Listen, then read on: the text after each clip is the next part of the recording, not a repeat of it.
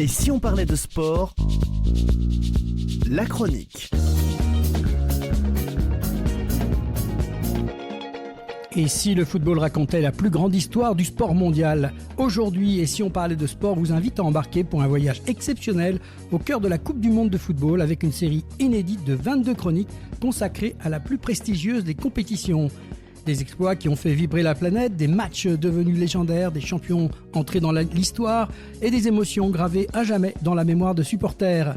De l'Uruguay en 1930 jusqu'au Mondial 2026, nous allons parcourir ensemble près d'un siècle d'histoire du football mondial. Une aventure proposée par Et si on parlait de sport avec le soutien de la Ligue de football d'Occitanie et de ses 12 districts que nous remercions pour leur confiance et leur engagement à nos côtés. À chaque chronique, un invité passionné nous accompagnera pour revivre les moments forts, les anecdotes et les grandes pages qui ont façonné la légende de la Coupe du Monde. Alors préparez-vous à remonter le temps, à revivre les plus grands moments de football mondial. Et si on parlait de sport, spécial Coupe du Monde de football, c'est maintenant. 1974, le football total face au réalisme allemand. Aujourd'hui, nous faisons étape en République fédérale d'Allemagne, la RFA, où se déroule du 13 juin au 7 juillet 1974 la 10e Coupe du Monde. Cette édition marque un tournant dans l'histoire du football. Deux philosophies révolutionnaires vont s'affronter. D'un côté, le football total, imaginé par Rinus Michels et subliné par Johann Cruyff. De l'autre côté, une équipe d'Allemagne de l'Ouest parfaitement organisée autour de son capitaine Franz Beckenbauer, dit le Kaiser. Pour revenir sur cette compétition exceptionnelle, j'ai le plaisir d'accueillir Marco Saintin, qui est le président du district de football de Haute-Garonne. Il est aussi trésorier adjoint de la Ligue d'Occitanie de football, ancien joueur lui-même de niveau national et est actuellement aussi dirigeant de l'AS Muret. Bonjour Marco. Bonjour Laurent. Alors merci en tout cas d'accepter de faire revivre cette Coupe du Monde 1974, les grandes années du football néerlandais avec un certain Johan Cruyff. Face à lui, on avait aussi la grande Allemagne avec Franz Beckenbauer. Alors pourquoi cette Coupe du Monde de 1974 occupe-t-elle une place si particulière dans l'histoire du football ? Laurent, tout simplement parce que elle représente probablement l'un des tournants, l'une des plus grandes révolutions tactiques du football moderne. En effet, on connaissait déjà les grandes nations traditionnelles comme le Brésil, l'Italie ou l'Allemagne, mais en 1974 est apparue une équipe qui a changé radicalement et totalement la vision du jeu, à savoir les Pays-Bas avec Johan Cruyff, mais pas que, en définitive. Un football, en fin de compte, totalement différent, spectaculaire, où tous les joueurs pouvaient être interchangeables au niveau des postes. Les défenseurs pouvaient attaquer, les attaquants défendaient, les milieux permutaient sans cesse. En fin de compte, tout le monde participait soit à la construction, soit à la récupération du football. C'est ce qu'on a appelé plus tard le football total, imaginé par Rinus Michels, l'entraîneur, avec l'Ajax, le grand Ajax. J'oublie pas quand même nos petits verts aussi, qui c'était la période stéphanoise aussi. Et oui, c'est la même période, mais l'Ajax avait un temps d'avance. Et donc, ils ont essayé d'appliquer ça à la sélection nationale. Et puis, donc face à eux, l'Allemagne, toujours fidèle à elle-même, avec un football un peu plus pragmatique, très efficace. Et ça a été une vraie opposition de style, cette finale, qui a donné naissance d'ailleurs à l'une des plus... alors, des plus belles, je ne sais pas, mais en tout cas des plus célèbres de toute l'histoire des Coupes du Monde. Alors, évidemment, on parle d'équipe. Est-ce qu'on peut ressortir quand même les grands favoris avant ce tournoi ? Oui, les grands favoris. Bon, comme d'habitude, on a le Brésil, même si Pelé avait arrêté, puisque le Brésil sortait quand même de quelques coupes du monde, donc 3 fois champion du monde. Bien évidemment, l'Allemagne, quand on joue à domicile, on l'a vu sur les dernières éditions, c'est toujours important avec le grand Franz Beckenbauer, le capitaine, Sepp Maier, un grand gardien, Paul Breitner, un latéral incroyable, Gerd Müller, un buteur. On en reparlera, je pense, sur cette finale. Wolfgang Overath, Berti Vogts et Uli Hoeneß.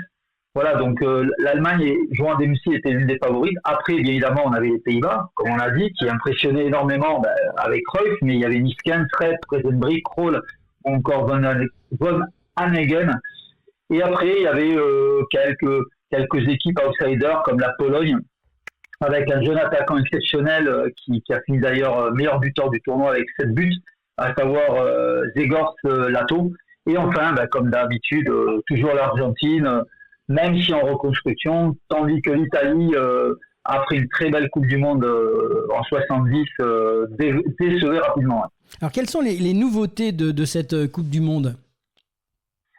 En fin de compte, les nouveautés, ça a été vraiment la première Coupe du Monde disputée avec un trophée totalement nouveau. Puisqu'il faut savoir qu'avec le triplé de l'Argentine, la Coupe Jules Rimet, comme on connaissait, définitivement, elle est devenue propriété des Brésiliens. La FIFA donc, a commandé un nouveau trophée, c'est celui qu'on connaît d'ailleurs aujourd'hui. Et c'est aussi également la première édition avec un second tour composé de 2 groupes, de 4 équipes avant la finale. Un système qui a remplacé les quarts et les demi-finales classiques. Voilà, donc une originalité, on va dire, pour cette Coupe du Monde.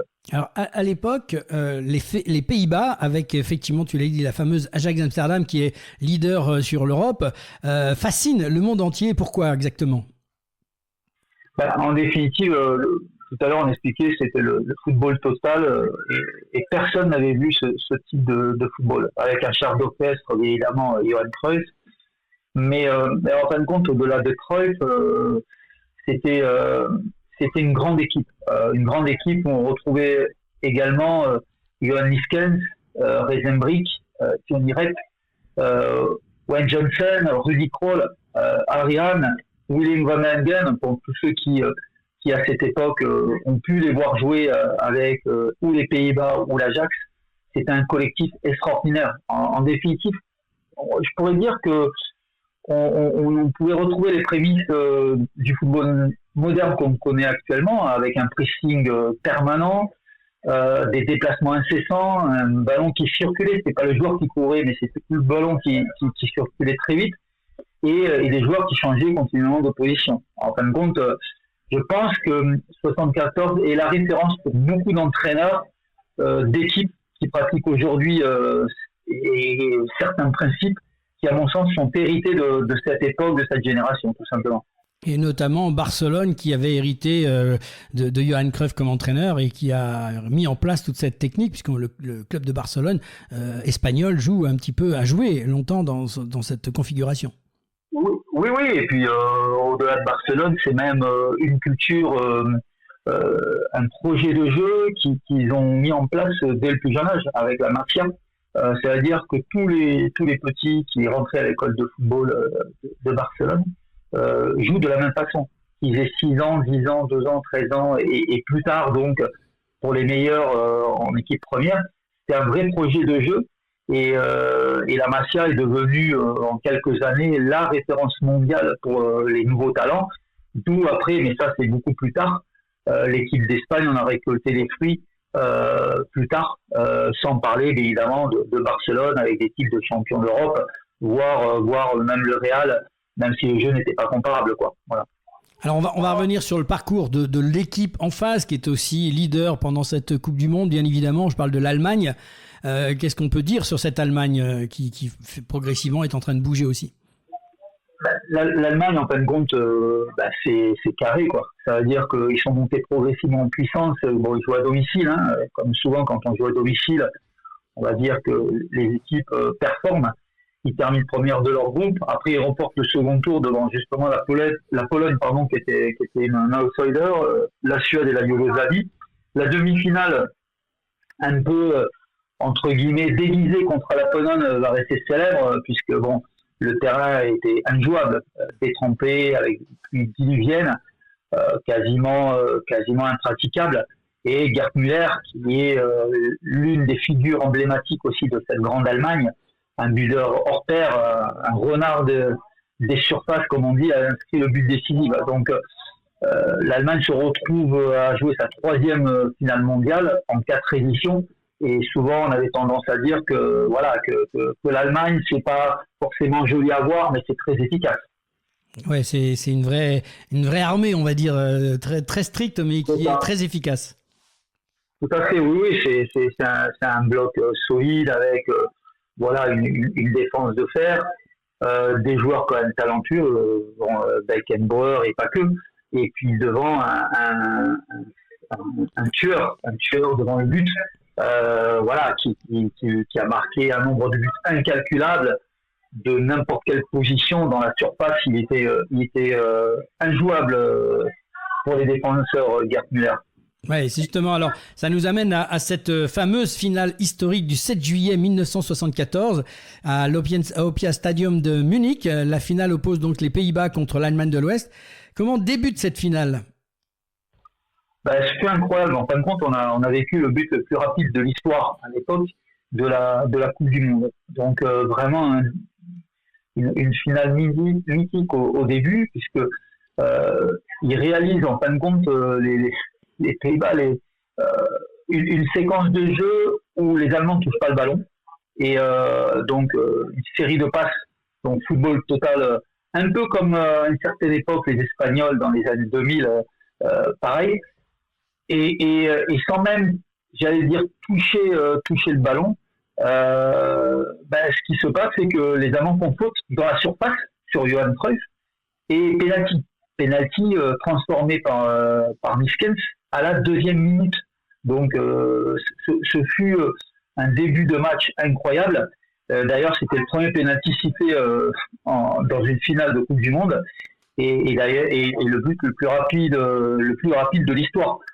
Bien évidemment, de suite, on s'est dit ça y est, ils vont se balader, ils vont en mettre 3-4 buts, mais toujours pareil, les Allemands solides, qui n'abdiquent jamais, très sérieux, ont laissé passer l'orage et à la 25e minute, Paul Breitner sur penalty là aussi égalise, un penalty quand même logique, même si certains ont dit que ça pouvait compenser, mais il était logique. Voilà, donc on se retrouve à même partout au bout de 25 minutes de jeu. Et ce qui devait arriver est arrivé, c'est juste avant la mi-temps, donc un très très bon moment pour marquer. Le renard des surfaces, Gerd Müller, comme on le surnomme en Allemagne, Der Bomber, contrôle dans la surface un ballon qui lui est adressé de façon assez difficile et inscrit qu'on devinera plus tard, voilà, comme le but de la victoire. Puisque en 2e mi-temps, rien ne sera marqué, quoi. La RFA donc s'impose 2-1 et 3 buteurs de cette finale, on le rappelle, Johan Neeskens pour les Pays-Bas à la 2e minute, Paul Breitner pour l'Allemagne 25e minute sur penalty et Gerd Müller à la 43e minute et après plus rien. Alors Franz Beckenbauer à l'issue de cette finale devient alors une véritable légende. Oui, il devient légende parce que encore une fois, sur la 2e mi-temps, l'équipe d'Allemagne a été héroïque. Faut savoir que durant toute cette 2e mi-temps, les Pays-Bas ont tout fait pour déborder, pour mettre en difficulté cette équipe d'Allemagne. Mais on parlait tout à l'heure du buteur, mais derrière ils avaient un capitaine hors pair, un joueur emblématique qui a tenu toute sa défense, j'allais dire, qui était vraiment le patron de cette défense, et je serais tenté de dire même de l'équipe. En définitive, il s'est joué, il a joué 2 postes. Ça veut dire qu'en fin de compte, il jouait central, libéraux, de la même façon. Ça veut dire qu'il arrivait à pouvoir se détacher derrière les autres défenseurs pour couper toutes les trajectoires. Puisque les Pays-Bas allaient sur les ailes, et en même temps il arrivait à contrôler tant bien que mal l'avant-centre néerlandais. Donc, et surtout il avait une certaine élégance, il savait relancer.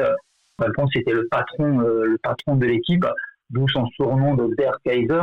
Voilà, d'ailleurs, après cette Coupe du Monde, il devient l'une des plus grandes figures du football mondial, alors tant par son jeu sur le terrain, mais il a été aussi en tant qu'entraîneur et surtout en tant que dirigeant au niveau mondial, parce qu'il avait cette intelligence de jeu vraiment incroyable. Oui, on le reconnaissait aussi par sa classe sur le terrain.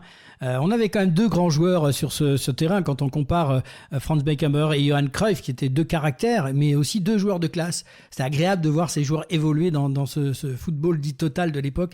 Ça a des souvenirs qui m'ont marqué, et on gardera aussi l'esprit de Beckenbauer dans cette attitude de joueur qui, comme tu dis, était vraiment le patron sur cette équipe sur le terrain, quoi.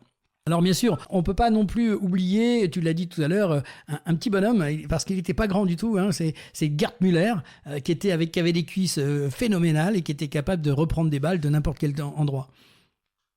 Oui, en fin de compte, l'Allemagne a pu gagner cette Coupe du Monde parce qu'elle a une épine dorsale très très forte.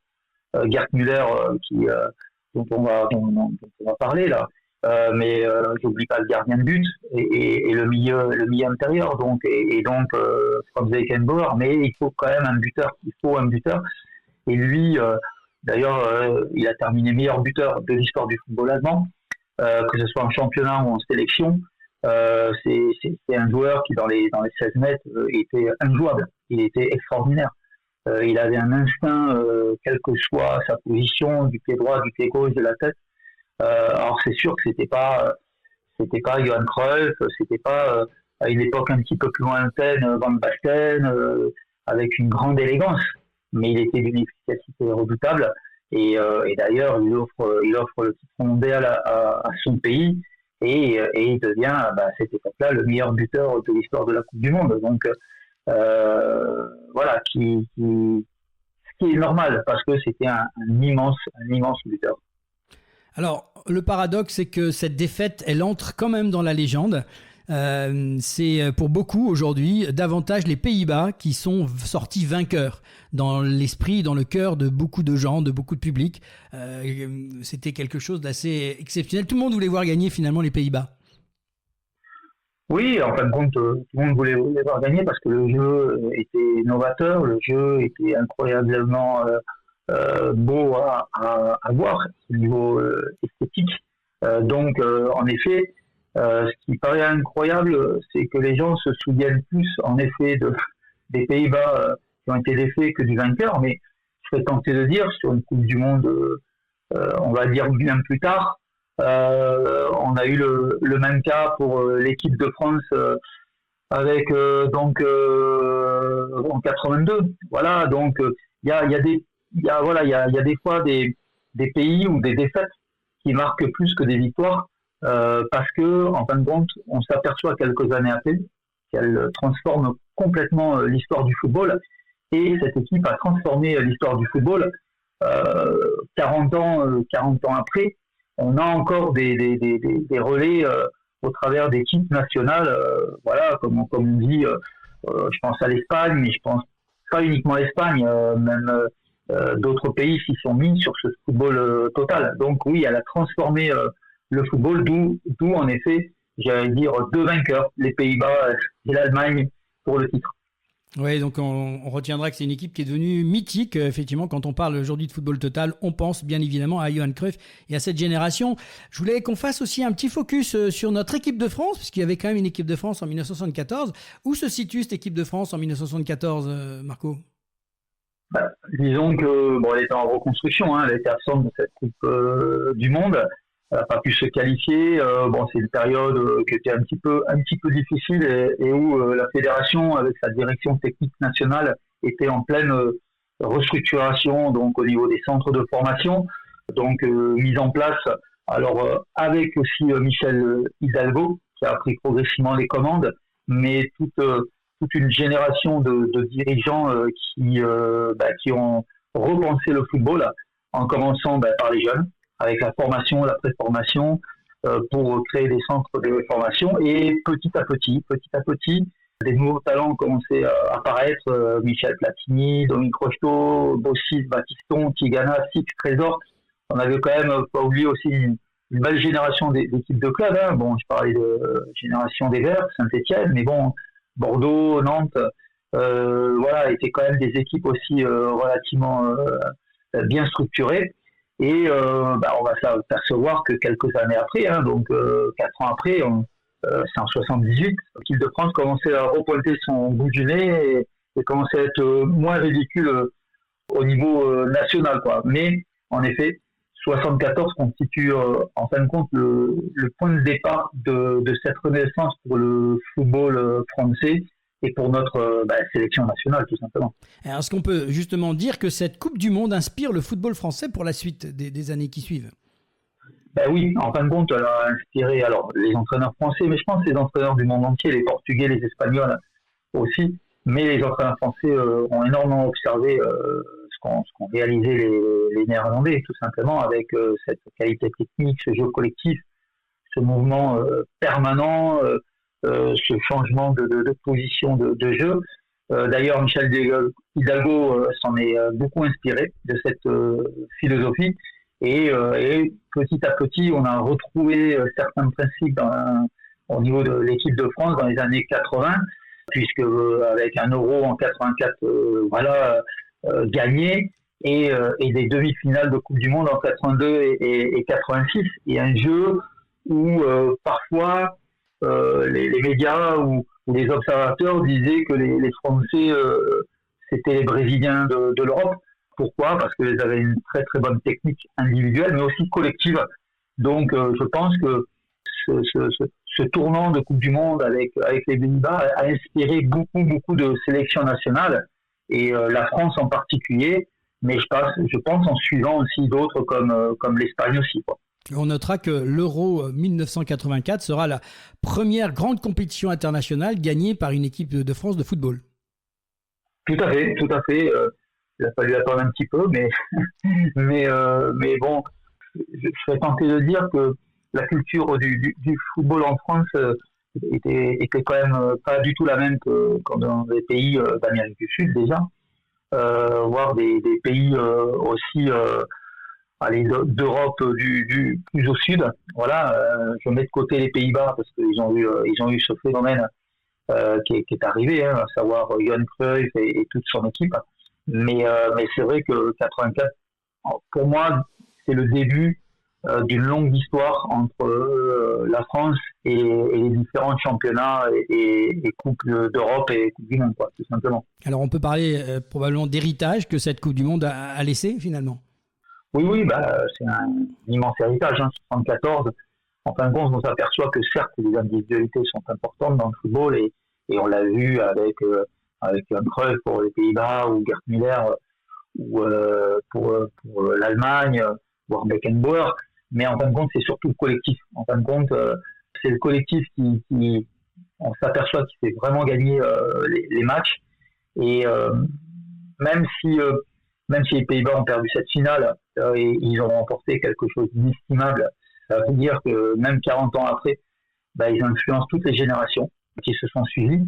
Je pense que sans cette équipe et ce jeu, on n'aurait probablement pas eu forcément le Barça de Johan Cruyff, puis après de Pep Guardiola et d'autres, avec la Masia qui a fourni d'excellents joueurs, et le football moderne basé sur la possession et le pressing. En fin de compte, je pense que le Barça n'aurait jamais gagné autant de Ligue des Champions. Voilà, donc c'est je pense, l'un des gros tournants de l'histoire du football mondial, cette Coupe du Monde, avec ce jeu qui, 40 ans après, continue à perdurer, et on le voit sur cette Coupe du Monde aux États-Unis. Merci beaucoup Marco pour ce magnifique voyage dans le temps. Cette Coupe du Monde 1974 restera probablement comme celle du duel entre deux géants, le football total des Pays-Bas de Johan Cruyff et le réalisme de la République fédérale Allemagne, emmené par Franz Beckenbauer, sacrée championne du monde donc à domicile grâce au but de Paul Breitner et de Gerd Müller. Après l'ouverture du score de Johan Neeskens par les Néerlandais, elle marque aussi une étape importante pour le football français, absent lors de ce tournoi, mais déjà en pleine reconstruction. Quelques années plus tard, cette nouvelle génération allait donc écrire l'une des plus belles pages de notre histoire. Merci Marco d'avoir partagé ton regard d'ancien joueur professionnel et de cadre technique de la Ligue d'Occitanie de football.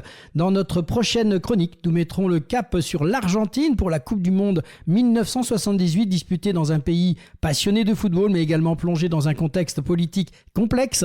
Une Coupe du Monde qui verra l'Albiceleste de Mario Kempes conquérir son premier titre mondial devant son public et entrer à son tour dans la légende du football. Une édition aussi où l'équipe de France fera enfin son grand retour sur la scène mondiale après 12 années d'absence. D'ici là, prenez soin de vous et comme toujours, et si on parlait de sport ?